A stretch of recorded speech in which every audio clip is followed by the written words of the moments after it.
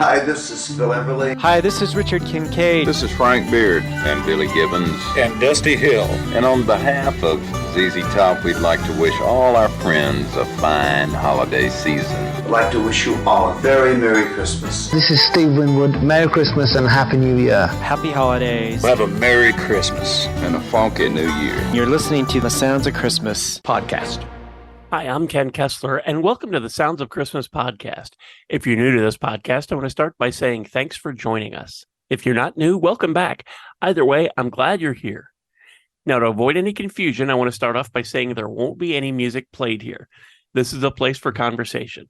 I'll talk about Christmas music and some related topics, sometimes by myself and sometimes with guests. If you're looking for music, just go to soundsofchristmas.com and click on the tree or the player on the front page or on the Listen Now page. We play the best variety of Christmas music all year long. Well, except in October, when we play the best variety of Halloween music. I'm very excited to have today's guest on the Sounds of Christmas podcast, and I love it's Aubrey Logan, and I love your bio on Twitter.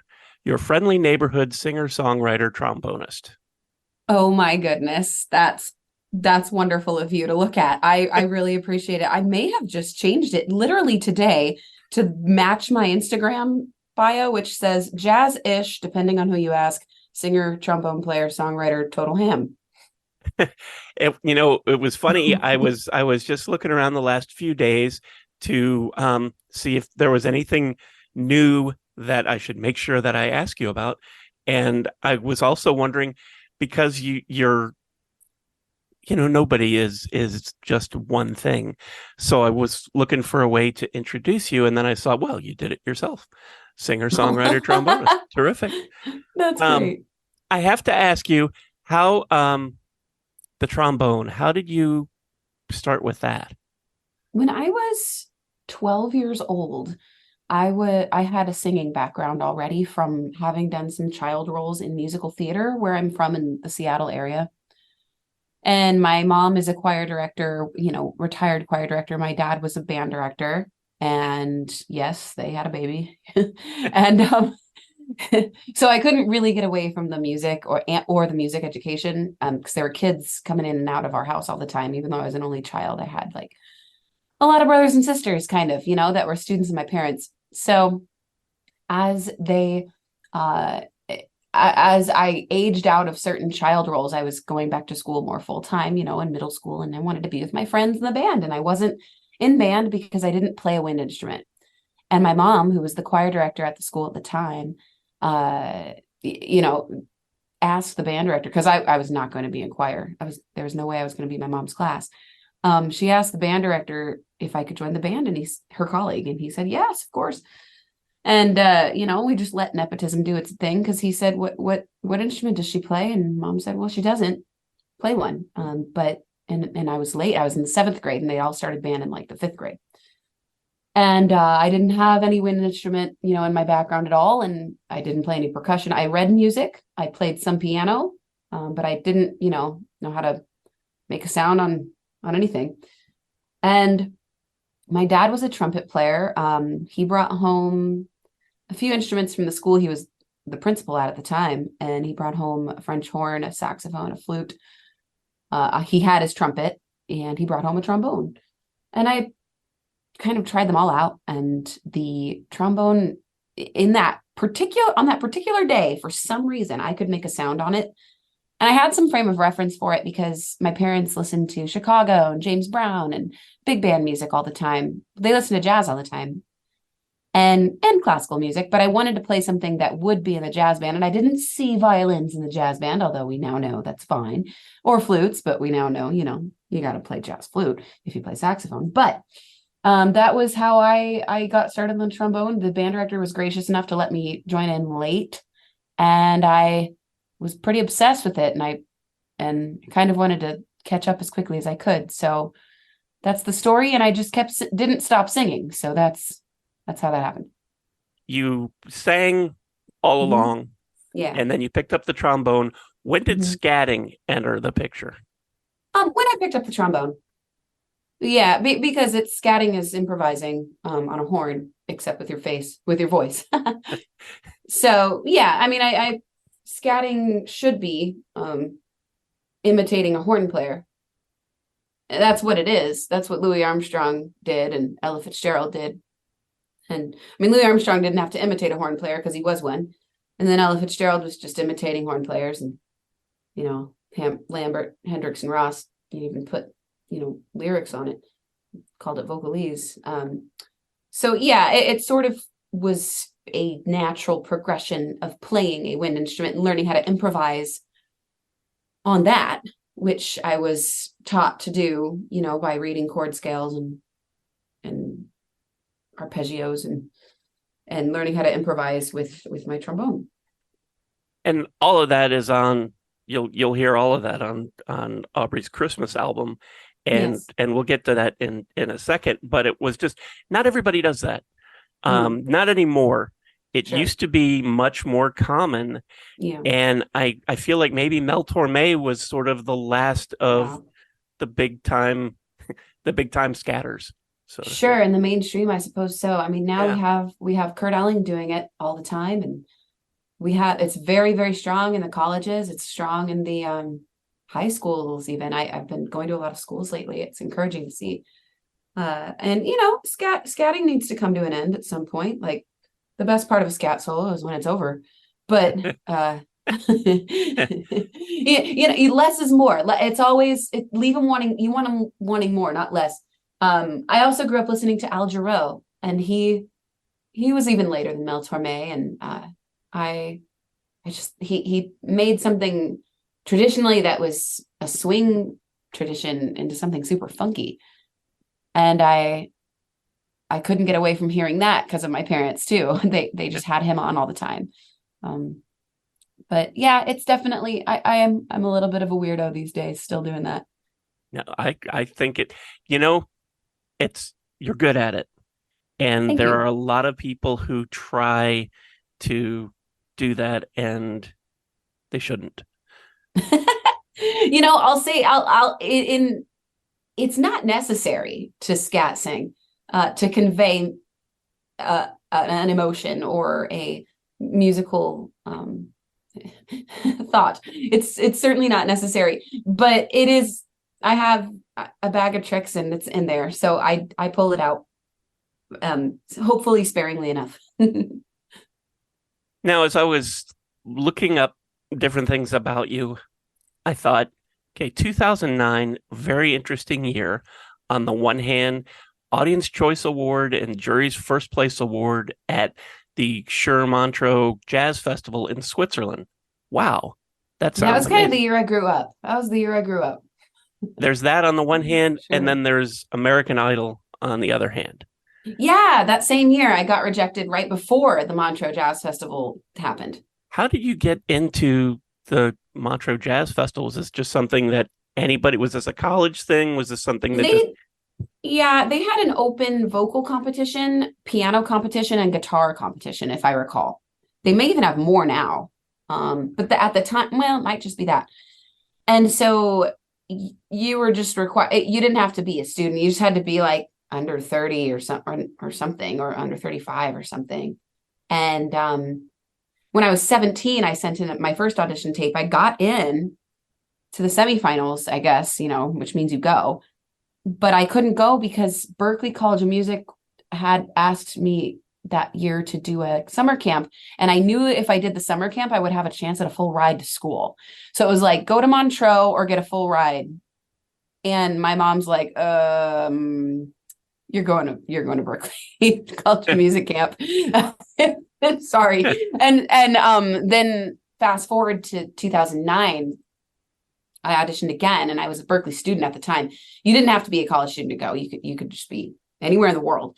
And I think there were 2 Americans that year. A friend of mine, Charles, was in it that year. And yeah, you sent in a tape. You sent a recording of like 3 songs, and that's how they chose me to go. And then you went and performed with the band. I mean, the bandstand had Patrice Rushen on it, and that's how I met her and started working with her. And then I showed up with my arrangements because I'm thinking I have to be prepared for this. I can't just show up and wing this. I've never really been one to wing things, even though I'm even though I play improvisational music. I'm not a wing it kind of person. I'm more the like show business jazz artist than I am the like improvise only jazz artist, I guess. So I showed up with my charts and did my little 3-song show, and there you have it. Did I read this right and I think it's on your website, that you've worked with Quincy Jones? I was on a recording with Nikki Yanofsky, and I played trombone on that, sang on that. That was one of the first gigs I ever had after I moved to LA. Quincy was sitting there producing at Capitol Records. Burt Bacharach? Yeah, he came to Berklee College of Music when I was a student there, and he was featured on a show we were doing. And that story was funny because I was asked to be a part of the show to tribute him. And I told the musical director, of course I will. Of course I will. What can I sing? Walk on by, say a little prayer. But what hit can I do? And he's like, oh, you're going to do Promises, Promises. And I'm thinking, that's in 7. I'm not doing that. Nobody knows that. Well, of course they do, because it's great. But I did it because he said, everybody else here is going to do the hits, but you're going to do the jazzier one. So I did Promises, Promises. And you know what? I was so thankful to the musical director at the end, because Burt Bacharach, after he had played, he came up and said, I'm so happy you did that. And he said it right in front of the musical director too. So nice. It was a big I told you so kind of moment. Nice. Smokey Robinson? Yeah, he was on something that I was on. I was singing backup on. You're in LA long enough, and name dropping becomes just a part of your life, I suppose.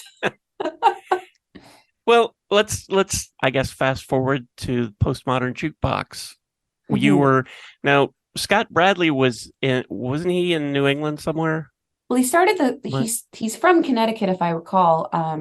And he started the band in New York, but he moved to LA just before I did. Okay. And you're in LA long enough, Scott Bradley calls. That is quite literally what happened. I had been making some videos myself that were covers of pop songs, and they weren't as like period drama as Scott's. They weren't as specific. I mean, he really liked, especially then. He's looser about it now, but especially then, he really wanted things to sound like the 40s, like very specific, and he wanted you to look like it. And his manager found my number somehow, and then I did that Bad Blood video with them, and then I did a bunch of tours with them, and now we're very good friends, and I've made some of the best friends of my life through that group, and very thankful to Scott. It's funny, when I saw that you had been part of Scott's Postmodern Jukebox, it had occurred to me that I remembered seeing a video, and I couldn't remember what the song was, but I remembered seeing a video years ago where there was a woman singing, and a couple minutes in it, they threw a trombone to her. That was Scott's idea, and I was so frightened, but I'm like, listen, okay, you're buying me a new one if it breaks. Actually, that might have been his assistant's idea. That might have been Rook. Rook, if you're listening to this, I think that was because he was the one that had to actually throw it to me, because Scott was in the video and Rook was off camera. And it was that day that I decided to start, speaking of improv, it was that day that I started to decide to plan the first 5 notes of my trombone solo. From there, do you call it going solo? I don't know. I never went solo. I was already doing my own songwriting and my own shows. So I mean, I guess you got to call it something for people to understand. But there was never a moment I would say that, delineated that. Yeah, if Scott called you tomorrow, you would probably go and do something with him. Right? Well, yeah, I mean, I would definitely talk about, I'm going to make another video with him soon for sure. It's like a Postmodern Jukebox is kind of like SNL for musicians. It's not a band. It's just a bunch of silly musicians like us going, singers primarily, front people going in and out of the band, and it's a revolving door, and we're all kind of in this family now. At what point did Pity Party happen? I wrote Pity Party for my first, well, for all intents and purposes, solo album. The album was called Impossible. And I why did I write Pity Party? Well, because I was feeling sad about myself. I wrote it about all the struggles of being an independent artist, I suppose. And I have to work really hard to get people to come to my shows and to get the word out and to do social media and to do interviews. And I thought I could just play music and call it good. And I wrote Pity Party for fun. But I wrote it as a country song. My pity party's over, and I'm sorry it went so long. And then it turned into, I couldn't. We were too far down the jazz. We were pointing no return in this whole jazz artist like thing that I had to make it swing. So pity party's over, and I'm sorry it went so long. And there it was. And then it was time to enter some of my original songs into the timing was such that I could enter it into the American Songwriting Competition, I think is what it was. And it had categories. That competition had categories. It had pop and it had folk and it had Americana and it had jazz. And I'm like, shoot, okay. Since when does a songwriter get to submit a jazz tune? Because most of the time they're instrumental and most of the time, and I wrote lyrics and I submitted it and it won the jazz category. Wow. Right around the time I released that album. So I'm very thankful for that. Wow. Now, a lot of artists, when they sort of get out on their own, they do a lot of covers. And it is amazing to me the variety of artists that you have covered, from Barbra Streisand to Sonny and Cher, Carole King, Hall & Oates, Wham, the Doobie Brothers, Macklemore, Michael Jackson, Bruno Mars, MC Hammer, and Jimi Hendrix. And it's like, I would almost say which one of these things doesn't belong here, but they're also diverse. Jimi Hendrix seems to really stick out to me. How did you come to that? Well, a song is a song is a song. So it doesn't really matter what genre it is or what era it's from. If the lyrics are something I can resonate with, whether that's something very heartfelt and sad or something just about having a party, it's on the drawing board. It's there. It's welcome to the brainstorm whiteboard for me.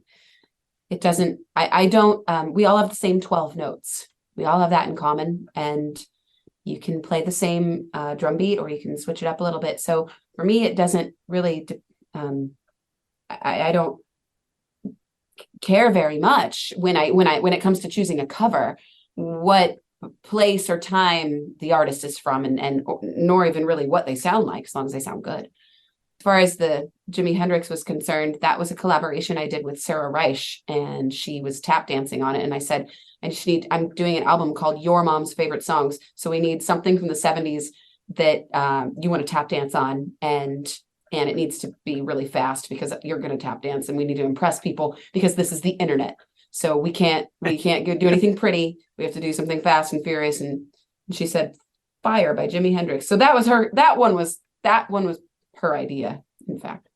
One of the things that I really love about Christmas music is that you can have this sort of array of artists and nobody says anything.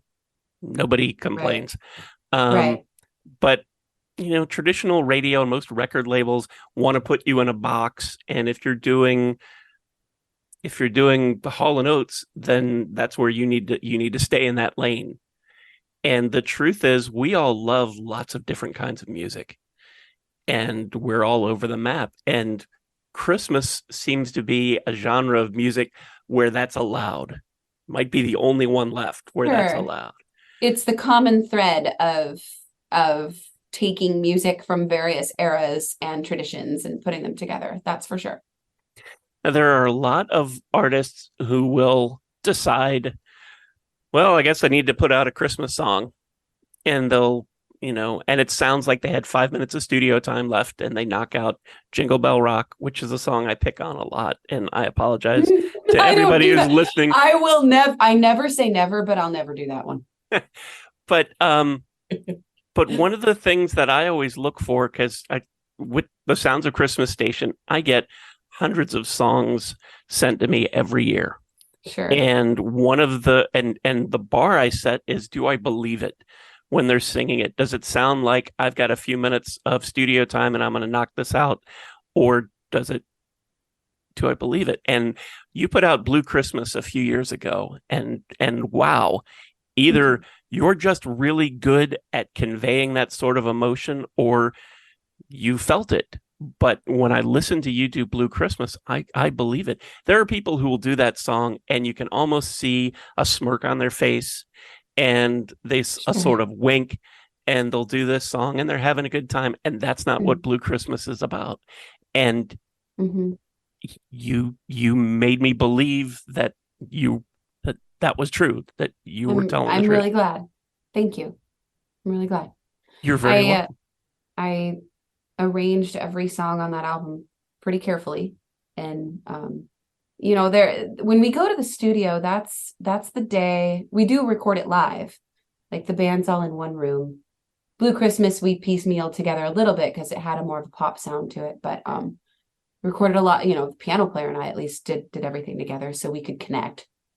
And but that's after I've spent weeks and hours alone in a room arranging everything and writing it all down first. And then I bring it to, I'm very blessed, to like the best players ever and say, hey guys, turn on the record button and play your heart out, please. And really, I have a band that plays their heart out. And I've always worked with people like that in LA and Nashville and Austin now and in New York and London. If it weren't for them, how would I get the help getting that emotion out I appreciate that compliment because it does mean a lot to me that you feel what I'm feeling when I do these arrangements, whether they're covers or originals. I don't remember if I had told you this before when we were emailing about setting this up, but Carol of the Bells came out a couple of years ago. It was an EP, and I just love your version of that. And the trombone really surprises me in that because I'm not expecting that to come up.